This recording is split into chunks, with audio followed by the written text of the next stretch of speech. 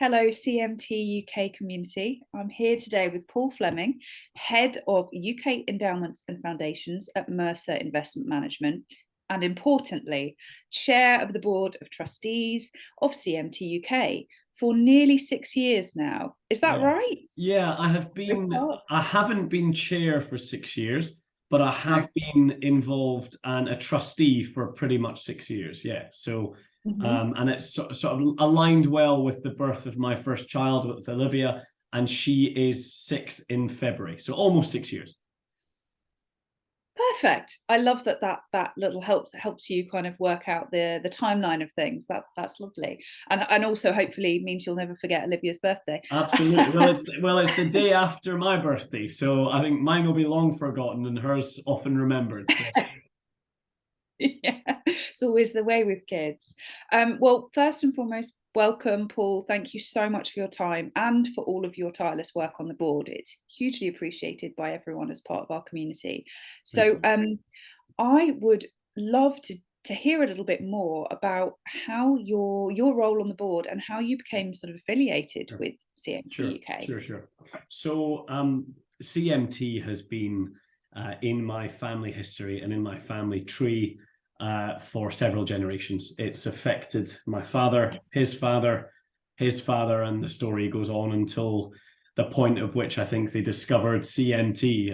It has been in the bloodline of one side of my family. So I have CMT type 2B.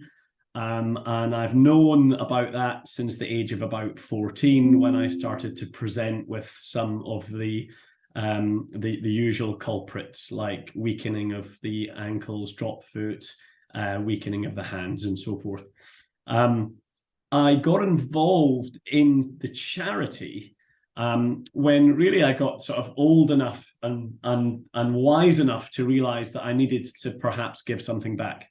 And as you put forward at the start of the call, my title, I work in investment management. I now work for a very large investment consultancy, and I head up the advisory side of the not-for-profit business in the UK. So I spend most of my days working with board members, trustees, on things like investment strategy, policy, sustainability, and so forth, and working with the most amazing philanthropic organizations in the UK and further afield. And so really, in the earlier part of my career, well, 6 years ago, I thought, well, actually, let's give something back. And I did a little bit more digging into CMT UK and was invited to come along and be a kind of fly on the wall. And following that was asked to become a trustee. And then I guess sort of by process of elimination, I think it was my turn to put my hand up, and it was the timing was right to become chair. So that kind of everything fell into place, and I thoroughly enjoy the time that I can donate to the charity. Amazing. Thank you for such a fantastic summary. And there's a lot to dig into in those different areas. So first, if it's all right with you, I'd really be interested to hear a little bit more about that, what it was like growing up in a family where you knew that was potential, you knew that family history, because interestingly, you're the first person I've ever met with CMT2. I also have CMT2, although I always forget the additional the additional letter. Yeah, my initial letter. Your identification. Indeed, which is not great, but I know I have CMT2, and it came through my maternal line, my grandma, my mum. But before my grandma, there is absolutely no trace that we're aware of. So it's really interesting to have that very clear-cut connection. Yeah. What was that like growing up, kind of knowing that was, or did your parents very much shield you from yeah, that? Look, this is a great topic for me, because growing up, I had a lovely upbringing, but times were different. I'm 36, and 36 years ago, dads did less of the soft stuff with their children. I think generally, maybe that's really unfair, and I'm sure people will shoot me down for that. There's lots of dads that did tons of soft stuff, but boys were boys when I was young, and we didn't talk about things like this. And Dad walked with a bit of a sort of heavy step, and we always knew that he had an issue with his ankles, but it wasn't really, nobody really cared too much about it. We just got on with it. He didn't complain about it. He didn't talk about it. But I think part of that, I think I've struggled with that in later life, because I think I'll reflect on that and think maybe it would have been better if we had spoken about it a bit more. Maybe it would have been more helpful for me to have more experiences and be able to share these experiences as a young person diagnosed with CMT, because it was quite isolating for me. It really shouldn't have been. And I don't think this would be news to my dad. I think he would just go, oh yeah, that's probably how it was. I don't think he would be bent out of shape if he listened to this. But I think now my son has CMT, my youngest, so he's 3.5. He has CMT type 2B. So it is very much, it's very much on our minds every day. We live and we breathe it. We've got an axe to grind to get this cure one day or some kind of treatment. But I suppose to go back and answer your question, it didn't really come into my vocabulary until it had to, really. And that was probably in my mid-20s. I played ice hockey at a fairly high level. And completely blind to the fact that I have CMT and I wouldn't become professional. If you asked me at 18 years old, I wanted to play ice hockey. That's all I wanted to do. And nothing was stopping me from doing that. And part of that is probably, a bit of ignorance in conversation growing up. Maybe it would have been helpful for someone to tap me on the shoulder and say, listen, on balance, on balance, you've got CMT type 2. There aren't that many professional sports people still playing anything really at that level without it being, in a different guise. And that might have prepared me a bit more for later life, when I had to realize that wasn't going to happen. And that actually, I'm like, wow, my feet really aren't working properly now. And when that came, Katie, that was more around my professional life when I moved to London. And I had to wear work shoes and a suit every day and trot off to meetings with other able-bodied people. And everyone looked at me like, well, you look able-bodied. Why are you walking so bloody slowly? And that for me psychologically was very tough, if I'm honest. That's when it, that's when it kind of arrived. I'm like, this is serious.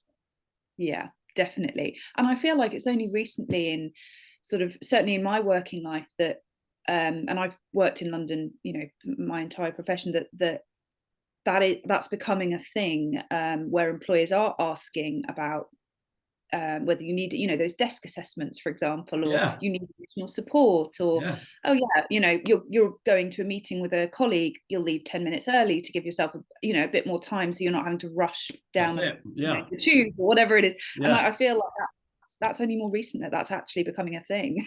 And for all the right reasons, right? For all the right reasons. But there's also a bit of, the world we live in now, there is an element, certainly I believe, there's still an element of, I don't necessarily want to have to put my hand up and say that I have a disability. Do I want to make everyone?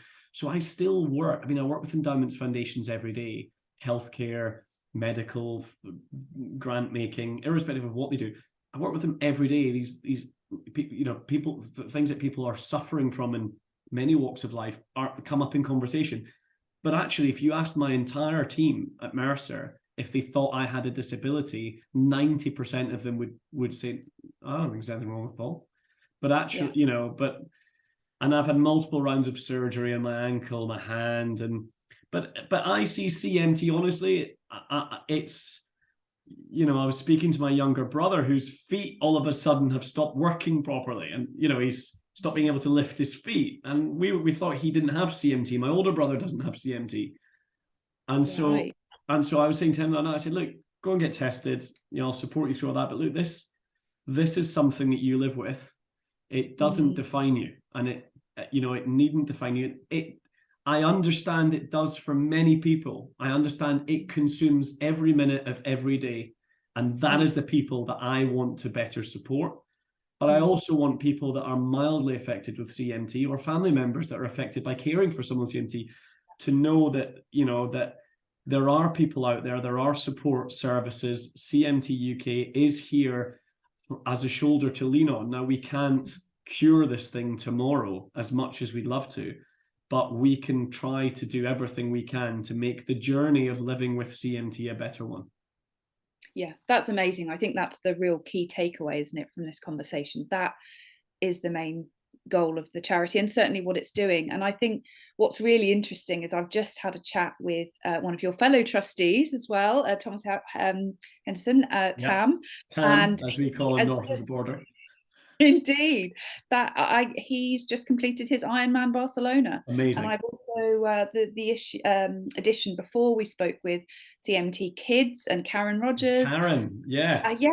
And again, another group of amazing people doing amazing things. I think that really sort of spoke to me in your response there. It's, as you say, it defines a lot of people, but there is still a lot that can be done. Everyone will have a very unique journey and be able to do a variety of things. It is. I, like you, had to give up my ballerina dreams at about 16, but But there's still a ballerina in there, Katie, right?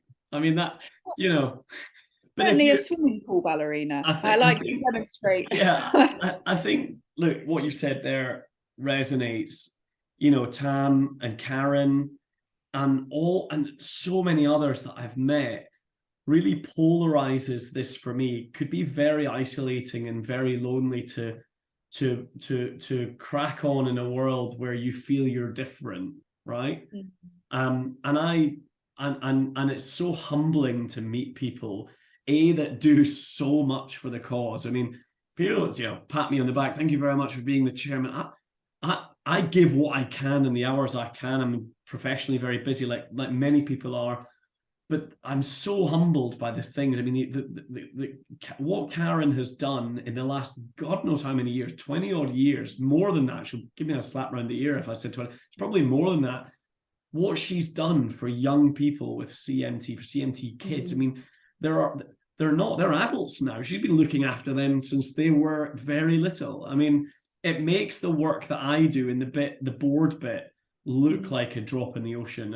And really, I wanted to, hopefully anyone listening to this, that does anything for CMT or that just lives with CMT, I admire so much. I said to my brother if you have CMT, listen to me, you're stronger than the average because you are doing better than an able-bodied person with all the movements that they have, and you're still succeeding at life.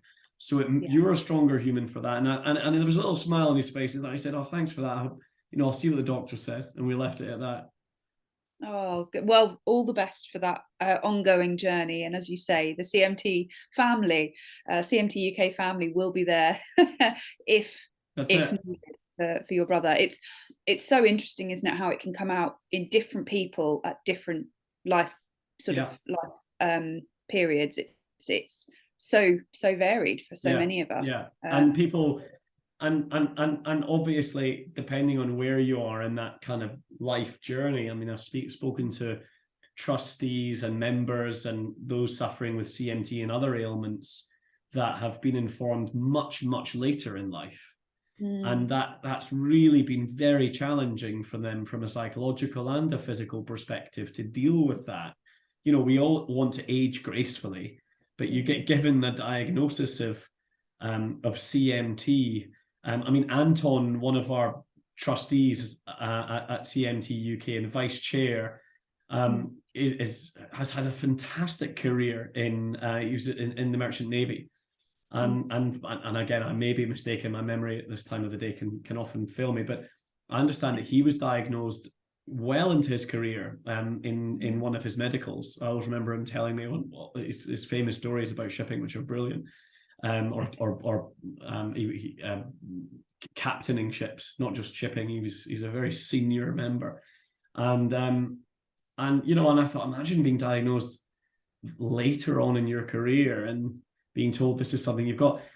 Is that more difficult than being diagnosed as a young person? Who knows? But either way, and challenges. There's never a perfect time. And I reflect on that with Oscar, with my son, because he was toe walking more than I would have expected. And of course, it's on my mind all the time as he got CMT. So my wife's mind. So we looked at him and he was sort of rolling his toes over as well, which was, I'm thinking, gosh, this is a clean cut case. But of course, it manifests itself in so many different ways. And of course, kids do such silly things with their feet and their head and their hands. So, but we did get him tested and it came back as CMT type 2B. And, I take away from it that, I've done a lot in my 36 years on planet Earth with CMT, and he'll do a lot as well. And, we'll continue the battle to find a cure or a treatment. And, as I say, it just gets the bit between my teeth a bit more when it comes to doing more for the organization and the cause. Oh, it's amazing. I've got a couple more questions because Yeah. I don't want us to run out of time, but I'd be really interested to know, just jumping back to the point where you were talking about some of the psychological kind of challenges, particularly being in a high profile public kind of role. You're obviously sort of doing fantastically in your career. How do you sort of navigate some of those more challenging days when you find your sort of physical limitations or whatnot frustrating? What kind of gets you through? And Yeah, it's a good question. I mean, it's an interesting one. When we did Sunrise, I got interviewed on Sky Sunrise, and I think it's on the CMT website. It was brilliant. It was a great profile for the charity, a great platform. And the chap said to me at the end, and I didn't get any script. I was expecting to get questions up front, and I didn't get any script. And he said to me then, or I think it was a lady, she said, "Do you wake up every morning and think about CMT?" And I said no, because everyone watching that, I thought, if I tell them that I wake up every morning and think about CMT, I mean, they must think I'm crackers, with so many other things to think about. It's hard not to think about it every day, because you get up out your bed, and I've got one ankle that's had surgery and one that hasn't, and I kind of walk a bit like a giraffe in the morning. And so, yeah, you do think about it all the time. I think about it when I'm running to meetings and I trip up more than the average. How do I deal with it? I'm a pretty glass half full type of person, and I struggle to. I rarely get down about stuff that I rarely suffer with mental health in general, and there's probably a bit of ignorance, probably a bit of stupidity, but I just kind of carry on. My concern is that one day will arrive back in one big dark place for me, because sometimes it can, and it can be triggered by an event of some description. But I just try to remain positive, and being part, and again, look, it might sound cliche, but being part of CMT UK and meeting people that are in physically more impaired positions than I am with CMT makes me feel like I am able-bodied enough to keep going. And I am, as things stand, I can get up and walk to the toilet. I may be in pain in the morning. I may trip up and have surgery, but all things considered, and I often say more to my friends, worse things happen to better people. And take that or leave it. But that's what keeps me going. And I think, if I can give more and keep going and think about those that are impacted more, and count yourself that little bit luckier than perhaps the next person. Yeah, brilliant. So true. And what can we expect from the board over the next couple of years? That's a good question. Vision and some of the kind of the board are a really eclectic group of incredibly impressive people. You mentioned Tam, as I would call him, north of the border, and Karen, but there are many others on the board, from very different demographics, young and old, or young and older, not to isolate or alienate anyone. The board has gone through significant change within the 6 years I've been in the organisation, as have the executive committee. And I mustn't get through this call without talking about the staff members within, Simon and the team. And they are world class, because I don't have time to be going down there every week to check in. We are a hand-to-mouth charity. We do this pro bono at board level. That is their job. They have a job, and they do it really, really, really well. So first, hat off to them. and a massive thank you on behalf of the organisation.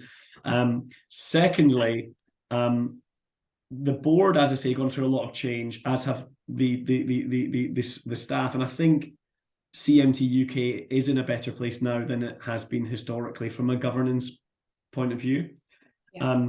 We are relatively restricted in the funds that we have to do what we can. It would be great to have more money to be able to do more, to be able to pour more into research. We have now committees that sit below the main trustees. So each of us sit on a different committee. Naturally, I'm on the finance committee, but there is a research committee, a communications committee. And for example, I encourage some of our listeners or our members to speak to the trustees that are on the research committee and figure out what it is that they're doing. I would like to see more in the way of research, but you know, a lot of that needs more financing. It needs more investment. So fingers crossed we can get more of that. But what you can expect more from us is really ensuring that, you know, the services that we offer now continue and improve. So let's get better at what we're doing good, and continue to support those affected with CMT. I'd love to say that we're work towards a cure. That is not really in the CMT UK remit. We don't have the funds to be funding worldwide research, but we do have enough on the research side to fund grassroots stuff. And the small early phase pots of capital that are required to get things moving. And that, whilst is small, is critical. So huge hat off to the staff and the executive and the team. Massive thank you to the trustees and what they do. They make me look like I'm way out my depth. I feel like I'm out my depth a lot of the time, but you know, I'm never short of a word or two, as you can tell, Katie. So that gets me through it. It's all part of a learning journey. That's amazing. Well, thank you so much for your time. Is there anything else? I mean, you've some great takeaways there, but I think that it feels, if there's anything else you wanted to add. Well, I would only say, you know, I give as much as I can. As I say, I do have a few things going on in my professional and my personal life that take up a lot of time, and I give what I can. I'd love to give more. That remains to be seen. I'll be part of the organisation for as long as I can. You've learned in this conversation, I've got a big axe to grind with CMT myself and my child having it. I'm not going anywhere anytime soon. I'd love the feedback from our members, and to engage more. You know, get more involved, do more with us, ask more of us, because we're doing this for our members. So yeah, that's my closing comment, Katie. Thank you so much, Paul. Hugely appreciated. Thanks all. You're very welcome.